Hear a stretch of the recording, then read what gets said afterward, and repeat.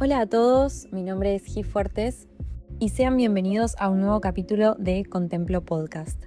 Les recuerdo que todas las imágenes de las que voy a estar hablando pueden encontrarlas en mi Instagram, @contemplo.podcast, y también en el video que acompaña a este audio. Sin más que decir, comencemos. La historia de la antigua Grecia se divide en 3 etapas principales. El período arcaico, que va desde el 800 a.C. hasta el 480 a.C. Durante esta etapa, Grecia comenzó a consolidarse como una civilización organizada. Se fundaron las primeras polis o ciudades-estado y se sentaron las bases de la cultura griega, como el arte, la filosofía y la política. Es en este periodo donde nacen las primeras esculturas de figuras humanas idealizadas. El período clásico, que va desde el 480 a.C.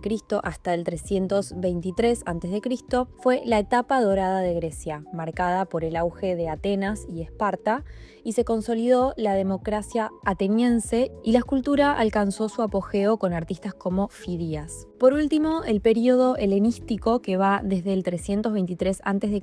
hasta el año 31 a.C. Tras la muerte de Alejandro Magno, Grecia se expandió por todo el Mediterráneo y Asia. Las culturas griegas se fusionaron con otras, dando lugar a un periodo de gran diversidad cultural y avance en ciencias y filosofía.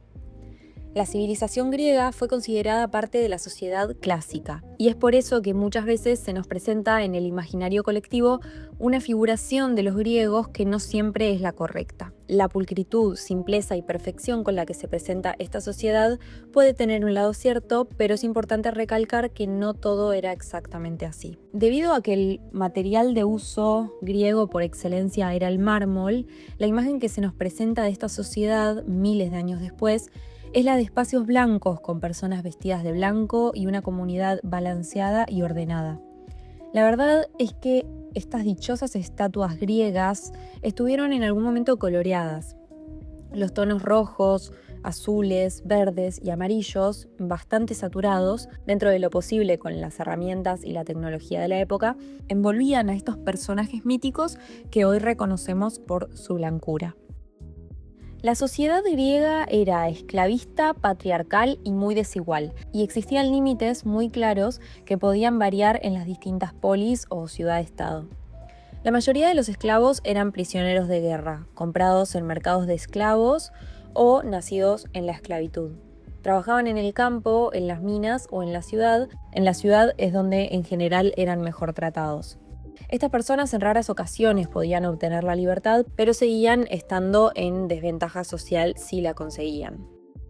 Un escalón encima de los esclavos se encontraban los llamados matecos o extranjeros, que eran libres pero no eran ciudadanos de las polis. Podían ser comerciantes, artesanos o mercenarios y debían pagar para permanecer en la ciudad. A su vez, no podían tener tierras propias ni participar de la vida política.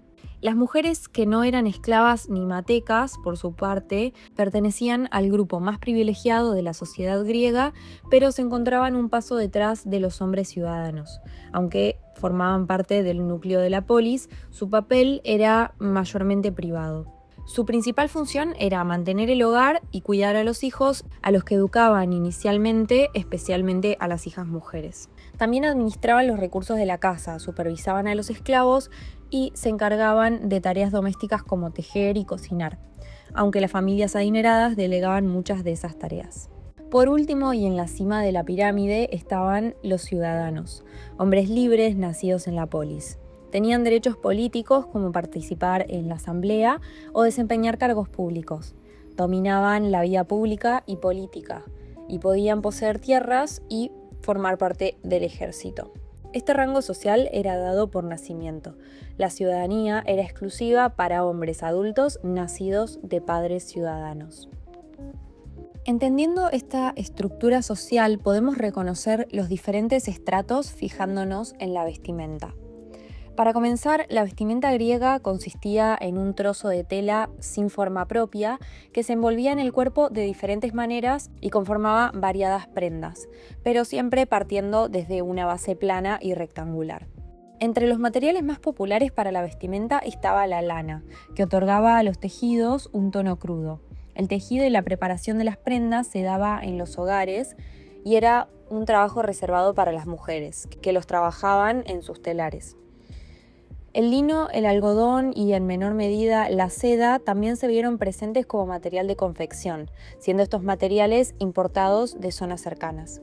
Sabemos que los griegos eran politeístas y creían en la mitología griega. El mito de Aracne refleja la importancia del tejido en la vida de las mujeres. Este mito narra la historia de una joven muy hábil para la tejeduría, que se había vuelto famosa en toda Grecia por su destreza en el tejido. Aracne se jactaba de ser superior a la propia diosa Atenea en esta habilidad. Atenea es la diosa de la sabiduría, la estrategia, la guerra justa, las artes y la industria.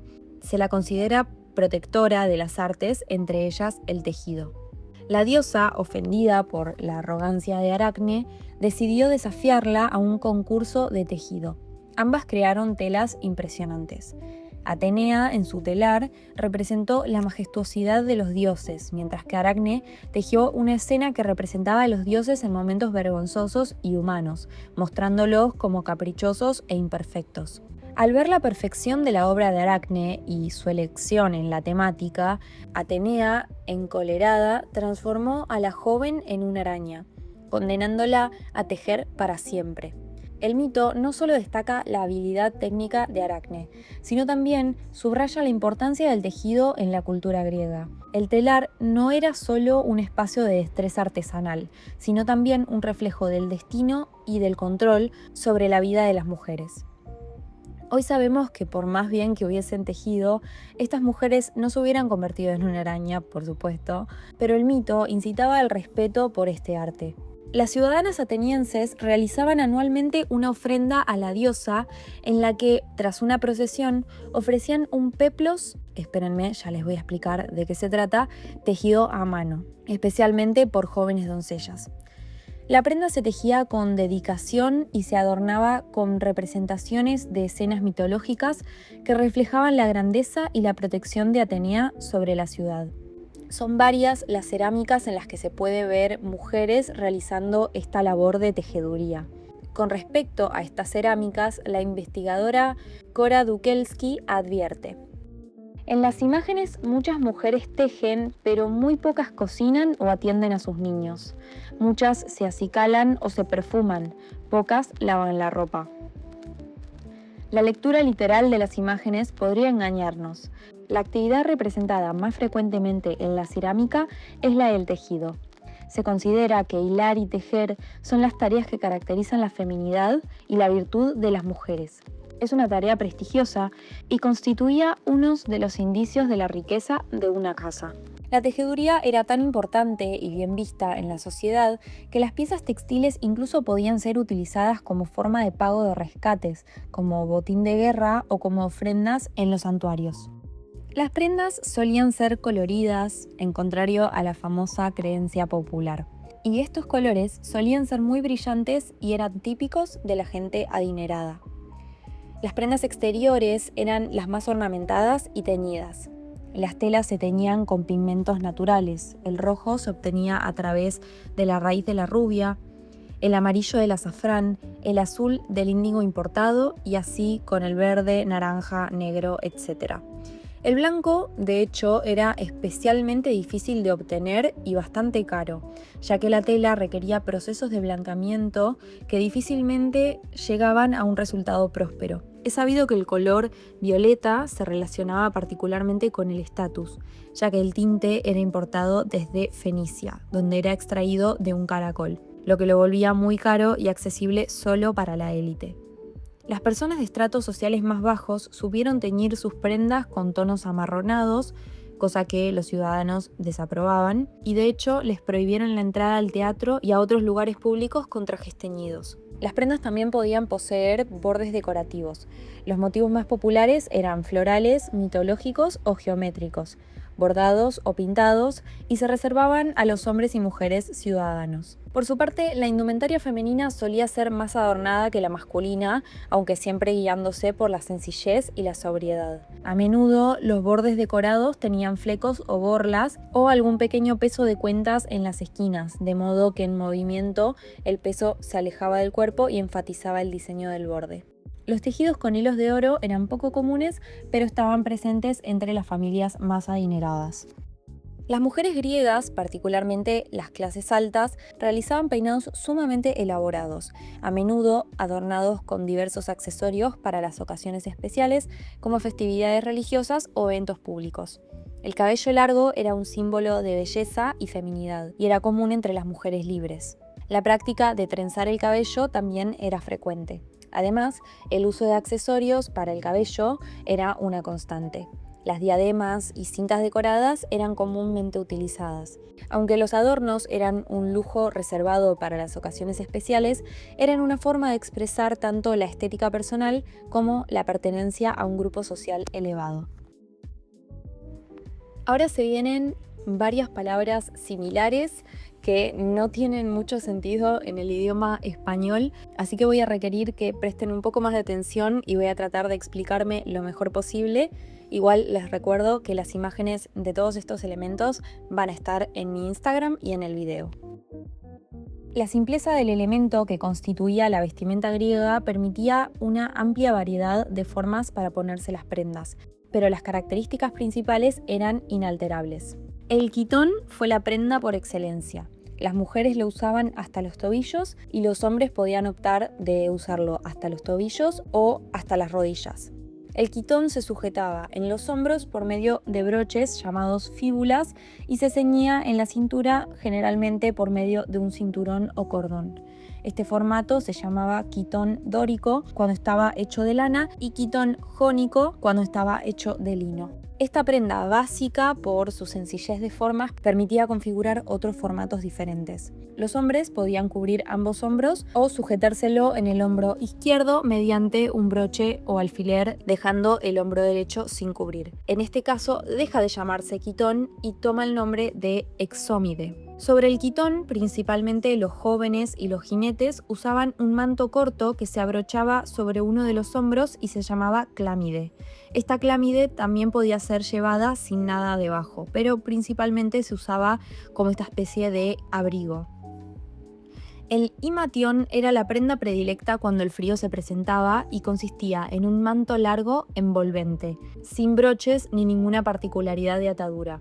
Las mujeres usaban el peplos, que es lo que les mencionaba al principio, que era dado como ofrenda a la diosa Atenea. Los peplos eran la versión femenina del quitón, esta prenda que tenía dos modos de utilización. El peplo dórico era un trozo de tela con un pliegue inicial que queda sobre el pecho y la espalda como una sobrefalda. Se sujetaba en los hombros con fíbulas y se ceñía en la cintura con un cinturón que servía también para ajustar el largo del vestido. En cuanto al peplo jónico, era un vestido más elaborado y propio de mujeres de clase alta. Consistía en un trozo de tela más ancho, pero menos largo que el dórico, ya que no tenía esta sobrefalda. Se sujetaba en los hombros por una serie de fíbulas que formaban unas mangas cortas y tenía dos cinturones, uno por la cintura y otro en las caderas, que servía para hacer más corto o largo el vestido a voluntad. Sería común ver a las mujeres griegas utilizar un cinturón y lograr un pliegue abultado en la parte superior de la prenda, dado por el exceso de tela. En ocasiones, los peplos llevaban pesas en los extremos para ayudar a la tela a mantener su forma hacia abajo y generar pliegues. Entonces, resumiendo, el quitón es la prenda principal que consiste en una tela envolvente, sujetada por ambos brazos y con un cinto bajo de la cintura. Si un hombre decidía atarse el quitón solo en el hombro izquierdo, utilizaría el nombre de exómide. La clámide es un abrigo que se abrochaba sobre el hombro y el imatión un abrigo más grueso y envolvente. Las mujeres usaban peplos dóricos o jónicos. A estas prendas básicas se sumaban velos, pañoletas y chales que otorgaban cierta variedad a la indumentaria. Con respecto a las fíbulas, los broches o alfileres con los que se aseguraban las distintas prendas, hay que mencionar la variedad que existen entre ellas. La palabra viene del latín fíbula, que significa aguja, y existieron en origen griego, fenicio, celta, etrusco y romano, por todos lados. Estaban principalmente hechas de metal y se volvían un accesorio tanto funcional como decorativo. la única prenda griega que no requería fíbulas era el himatión, por lo que su uso era cotidiano y necesario. Las fíbulas omega, por ejemplo, se construían en forma de letra griega que lleva su nombre, una argolla con un lado abierto y un alambre puntiagudo en el medio para sujetar. Si bien la fíbula omega es más frecuente en el uso etrusco, se han encontrado algunas que son adjudicadas a uso griego, principalmente de la época clásica. Las fíbulas más comunes podrían ser comparadas con un alfiler de gancho actual. La forma y la decoración de estas varían según la región y la época. Tanto la parte del cierre como el arco principal de la aguja suelen estar decorados con diseños geométricos, grabados o patrones simples de discos y cuentas. Los ejemplos más elaborados presentan aves, otros animales e incluso figuras antropomorfas. Los alfileres rectos eran comunes, pero más raros en representaciones y utilizados principalmente en prendas femeninas. Otro artículo que se ha encontrado e identificado como usado por los griegos fueron los botones. Embellecidos con pinturas, dorado y detalles decorativos, se trataba de objetos prácticos y con un valor inherente por su material de fabricación: bronce, plata y oro, y también vidrio y ámbar. Elementos como las fíbulas y también los cinturones eran utilizados con una intención útil, pero con la sencillez que caracteriza a los griegos, aprovecharon estas oportunidades para decorar las prendas. Las mujeres griegas también usaban collares, aros, brazaletes y tobilleras decorativas, hechas de metal. La Core de Peplo es una estatua del año 530 a.C., que hoy se encuentra en el Museo de la Acrópolis de Atenas. Esta estatua fue realizada en una de las etapas tempranas de la escultura griega, que se extiende aproximadamente entre el siglo VII al V a.C. Las Korai, o en su singular Core, son estatuas de jóvenes mujeres que a menudo se encontraban en las tumbas o como ofrendas religiosas. La Core de Peplo se destaca por su sencillez y equilibrio en la representación femenina. La figura lleva puesto un peplo grueso que cae hasta los pies de forma casi recta, sin apenas pliegues, acentuando la verticalidad de la figura. Esta prenda, que inicialmente sería pesada y rígida, se integra en la escultura de manera tal que resalta tanto la serenidad de la figura como su rol simbólico, aunque con el paso del tiempo ha despojado a la obra de su original vibrante colorido, todavía se pueden percibir restos de pigmentos que evocan los lujosos adornos que decoraban estas prendas. El Partenón de Atenas, construido durante el siglo V a.C., posee una obra escultórica que decora la parte superior del naos del templo, el friso. Este friso tallado, que rodea la parte superior de la cella, mide 160 metros de largo. Representa una procesión religiosa que se llevaba a cabo durante la Panateneas, una de las principales festividades de la ciudad en honor a la diosa Atenea. El friso muestra a dioses, héroes y ciudadanos participando de esta procesión, destacando la armonía y el orden característicos del arte clásico griego. Está hecho en mármol y el friso se extiende por todo el edificio, resaltando el ideal de belleza y unidad ateniense. Hay una fracción en particular de este friso que se encuentra en el Museo del Louvre en París, en el que no solo pueden ver representaciones muy claras de hombres vistiendo himationes y mujeres con sus peplos y velos que les cubren, sino que la imagen representa a las tejedoras que van camino a ofrendar a Atenea con su producción. En la última escena del friso se pueden ver a dos doncellas entregando el peplos. La escena final no es una batalla ni sus héroes, un soberano ni sus súbditos, sino las mujeres que con su habilidad crearon un artículo valorado y respetado. Las cariátides son columnas de templos griegos que están talladas con la forma de una mujer. Su origen no está del todo claro, pero podría deberse a la historia que cuenta que durante una guerra, las mujeres de la ciudad de Caria fueron tomadas prisioneras por los atenienses, quienes, en lugar de matarlas, las convirtieron en columnas vivientes que sostenían el techo del templo. Las cariátides más conocidas son las del Partenón de las Euménides, de las cuales 5 se encuentran en el Museo de la Acrópolis de Atenas y la restante se ubica en el Museo Británico de Londres. Estas mujeres talladas en piedra tienen puesto un peplo jónico con pliegues finos y elegantes, que demuestran la destreza artística de los escultores y la importancia de esta vestimenta. También tienen un peinado elaborado, compuesto con 2 trenzas cruzadas detrás de la cabeza y con el resto del pelo en ondas largas. Confieren una imagen que encarna la gracia y la sofisticación del ideal femenino griego. Es popular el saber que los griegos usaban sandalias, pero estas no se parecían en nada a las que usamos hoy en día, al menos en materialidades. El calzado era un bien muy caro y a veces los griegos andaban descalzos, pero la variedad de calzado existía y se basaba más que nada en sandalias, zuecos o zapatos cerrados, hasta el tobillo o media pierna. En el verano el calzado más utilizado sería una sandalia con suela de cuero, madera o cuerda, sujetada por correas que dejaban visible buena parte del pie. Las mujeres griegas podían usar lo que sería un antecedente de los tacos, una pieza entre el talón y la suela del zapato. Las musas, y escuchen lo que les voy a decir, de la película de Disney sobre Hércules visten prendas inspiradas en la vestimenta griega real. Si bien una libertad artística por parte de los dibujantes es clara, podríamos decir que Calíope y Talía llevan puesto un peplo jónico, al igual que Terpsícore, aunque el de ella está convertido en 2 piezas, que no sería posible en la Grecia antigua. Melpómene lleva un exómide, aunque sea mujer, y Clío tiene un peplo dórico. El mismo Hércules, de hecho, lleva un exómide en su juventud y unas auténticas sandalias griegas. Luego comienza a vestir ropa adecuada para la batalla. Megara podría estar utilizando un peplo jónico con doble cinto y unas fíbulas redondeadas como botones. La coloración violeta de su vestido me resulta curiosa como elección debido a las condiciones de obtención de tal pigmento que les mencionaba con anterioridad, ya que el personaje no es de una familia adinerada.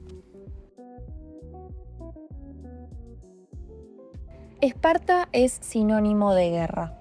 Y siendo la segunda ciudad más grande de la Grecia antigua, no podemos no mencionar la vestimenta de batalla.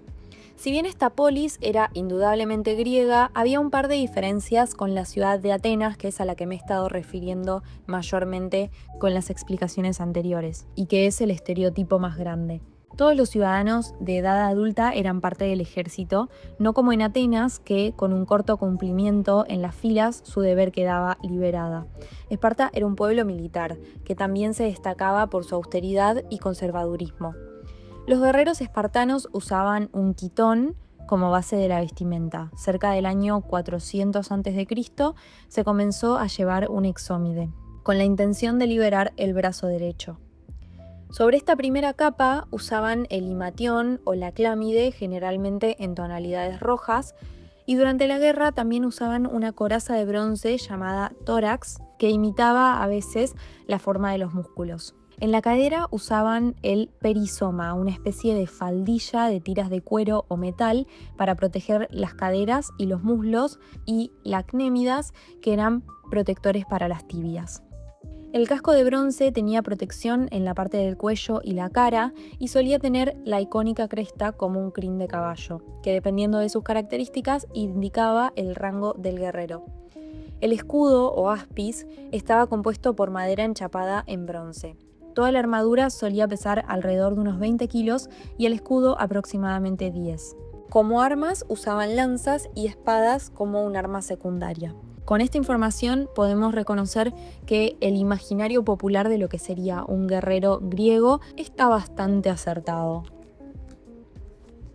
Hubo un artista que destacó en Atenas y que mencioné ya con anterioridad, Fidias. Este escultor fue el principal encargado de la decoración escultórica del Partenón, incluyendo el friso, las metopas y los frontones, destacando su habilidad para narrar mitos con profundidad simbólica. Entre sus obras más famosas se encuentra el Zeus en Olimpia, una de las 7 maravillas del mundo antiguo. Fidias transformó la escultura monumental utilizando materiales como oro y marfil y dejó un legado artístico de alcance universal. Otra de las obras que más se destacan de este artista es la Atenea Partenos, una estatua que simbolizaba el poder de Atenas y que se alzaba dentro del Partenón de esta ciudad.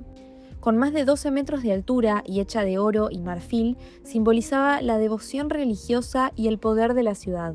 Ya les mencioné el mito en el que Atenea es parte de la historia de las tejedoras y la importancia que tiene su figura en la creación de las prendas.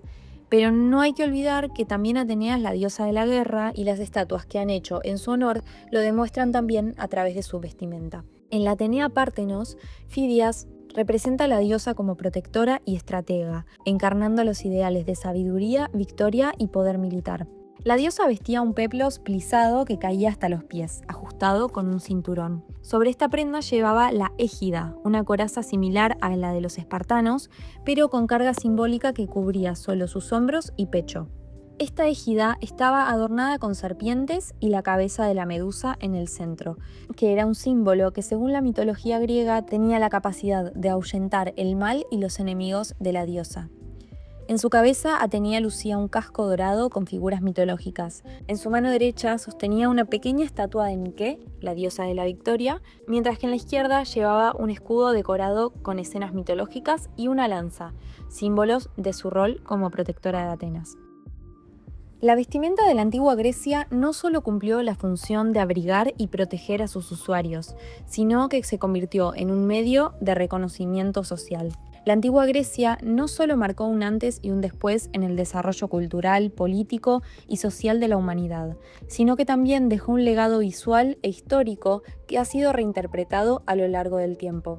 La vestimenta griega, al igual que otros aspectos de su sociedad, reflejaba las jerarquías sociales y los límites de cada grupo, desde las coloridas y elaboradas prendas de las clases altas hasta las más sencillas y prácticas de las clases más bajas. La indumentaria era un símbolo visible de estatus y pertenencia. Elementos como las fíbulas, los bordados y los pigmentos naturales no solo demostraban creatividad, sino también el acceso a recursos y habilidades específicas de las que los griegos se beneficiaron del intercambio de bienes con civilizaciones coetáneas para ampliar sus posibilidades. Mitos como el de Aracne y las representaciones artísticas como las cariátides y el friso del Partenón subrayan la importancia del tejido en la vida cotidiana y ceremonial. En última instancia, la indumentaria griega no solo cubría, sino que también contaba historias, conectaba a las personas con su comunidad y con sus dioses, y hasta hoy en día nos invita a mirar más allá de las apariencias para entender la riqueza cultural de esta civilización. Muchas gracias a todos los que hayan llegado hasta este momento del podcast. Quiero recordarles que todas las imágenes de las que he estado hablando y además otros capítulos pueden encontrarlos tanto en mi Instagram, @contemplo.podcast, y también en el video que acompaña a este sonido, disponible en YouTube y en Spotify. Sin más que decir, muchas gracias.